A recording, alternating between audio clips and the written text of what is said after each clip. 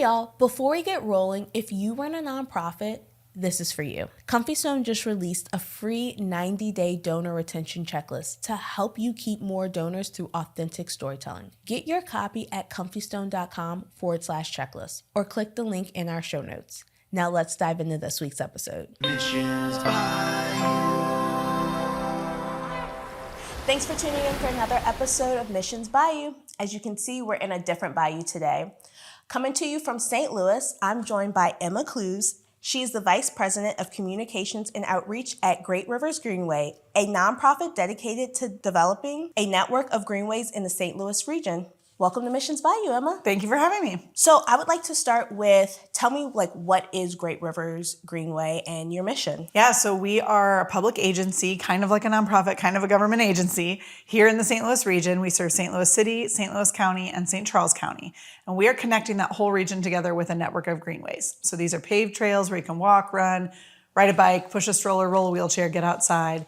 And people voted to create us back in the year 2000 because they really wanted that connectivity and vibrancy for our whole region. So that's, for people who aren't familiar with the area, that's a large span of real estate. It is. It's 1,200 square miles. It's 120 towns and it's 3 counties.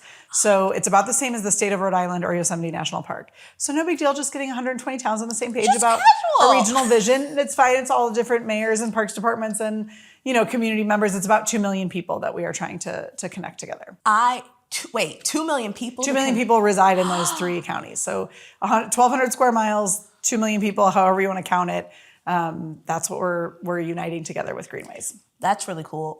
So you mentioned the different mayors, the different residents, counties, all these different players. Mm-hmm. How are we bringing everybody together? Yeah, community engagement at all levels and all ways is a huge piece of what we do. So we really value the expertise of the people who live and work in these areas. We know a lot about greenway building and they know a lot about their community. So with our powers combined, we can figure out how to bring this to life. So, asking everyone from elected officials to folks who work somewhere, church leaders, schools, residents, door to door, what do you need? Where do you want this to go? What's going to work in this community? And then, okay, let's go figure out what's technically possible. Let's marry that all together.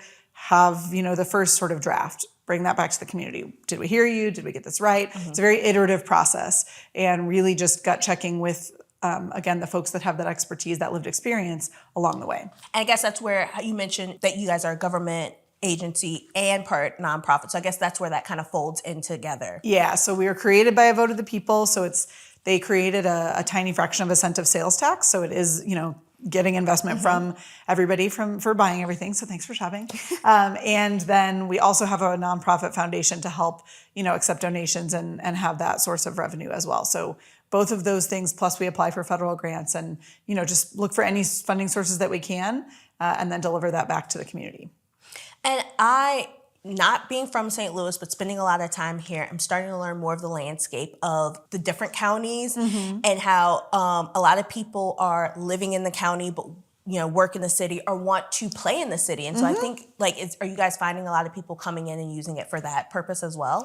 Yeah, they're really open to anyone. So, we're in all 3 counties, but then some folks from Illinois might be using them on their lunch break, right? If they work downtown or, people might be visiting from other places. So we really do serve everyone.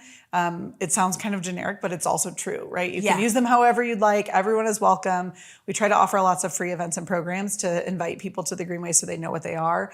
But it is a very broad audience. So 2 million people are who live in that area, but we have about 3 million visits a year. And so, whether that, again, be getting outside and moving or just getting, relaxing on a bench and having some fresh air, however people want to use them, we're thrilled that they can be there for them. Yeah.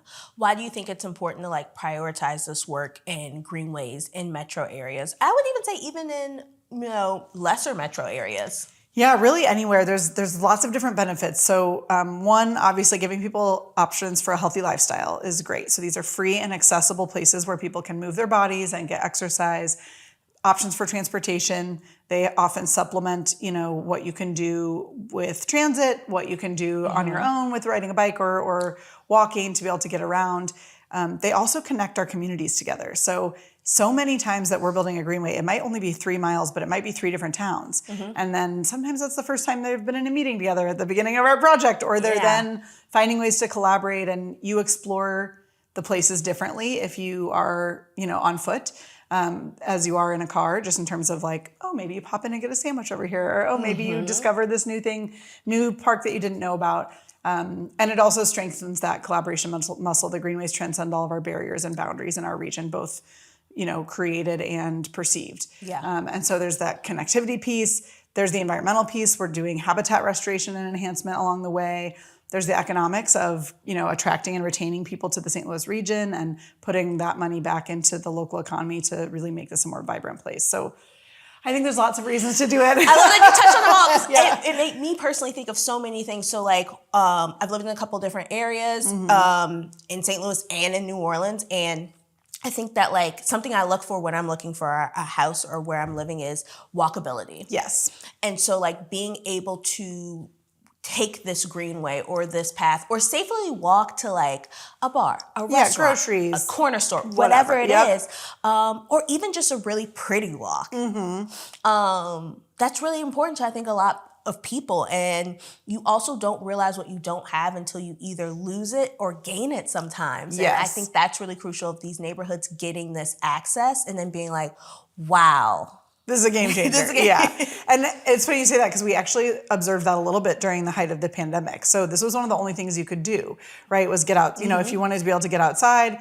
And so we saw visits from about 2 million to 3 million a year. So they really spiked because it became a need to have, not just a nice to have. And that has sustained over time. I think it did shift people's thinking. And you're exactly right about it being, a piece of what people are looking for. Yeah. Whether that be an employer and where they want to locate or individual people of where they want to be. They want those options for walkability and for connectivity.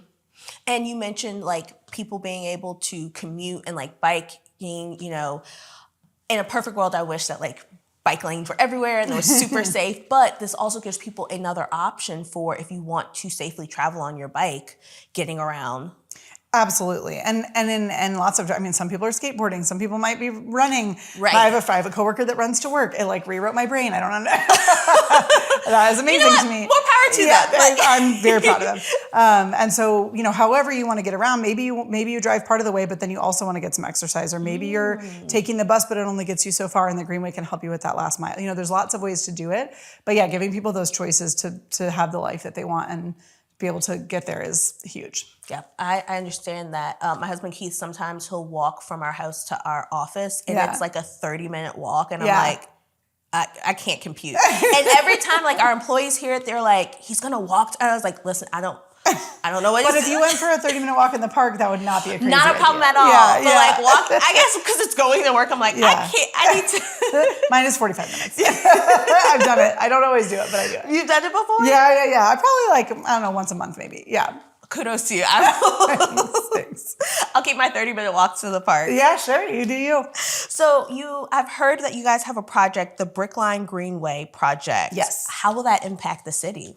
Yeah, this is a big project here in the city. So this is from Forest Park on the west to the Gateway Arch National Park on the east, and from Fairground Park in the north to Tower Grove Park in the south. So sort of our 4 anchor parks with hundreds of destinations in between. And we have, about 1.5 miles built so far, a couple miles under construction, but it should be done in the next, 5-6 years.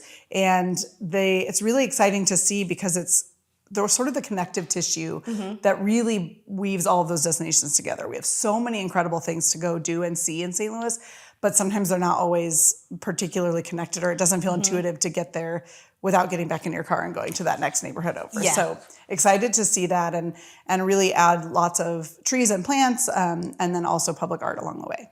Nice. Yeah. It just reminded me, I was at a friend's barbecue and their neighbor was talking about he's a long distance runner and very excited about being able to run even great. further. Yeah.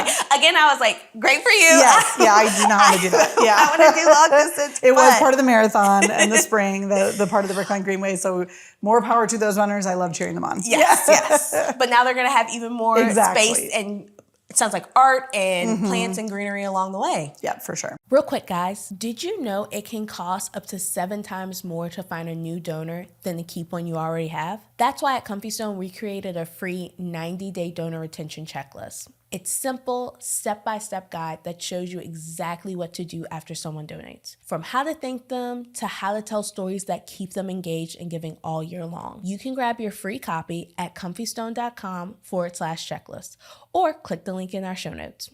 All right, let's get back to the show. Okay, so with this project, you mentioned these neighborhoods.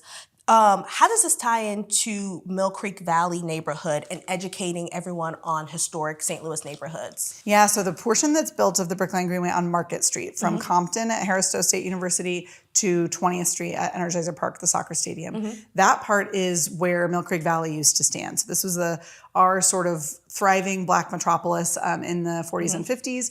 And the neighborhood was demolished. All but about 4 or 5 buildings were completely razed, and about 20,000 people were displaced, 95% of whom were Black, in 1959, early 60s. So this is a huge piece of St. Louis history that not everybody knows about. And we kind of feel like the Greenways can be a way to spark people's curiosity. We're not the keepers of history, and we're not history experts, but we can perhaps pique people's curiosity to learn more. So Damon Davis is the artist that did the incredible Pillars of the Valley installation. There are huge pillars that are meant to symbolize an hourglass. And inside of each one is a quote engraved from one of the residents that is still alive today that he was able to connect with. So their words are in the ground. The addresses of where the buildings stood are along the ground outside of the stadium. There's a huge granite plinth with the name, age, and occupation of everyone who lived on that block. So there's a lot of ways to try to get you to think about what it felt like to be in that neighborhood at that time. But again, hoping that you then go check out the exhibit at the Missouri History Museum or read, there's a couple books out by some of those residents as well. So we don't necessarily want to be the end-all be-all resource for history, but we do feel like these public spaces, everybody that goes to a soccer game might then be like, oh, what is that? How does that work? What was here? And so hopefully then can learn more. I think keeping that on display, if you will, so that people can be reminded.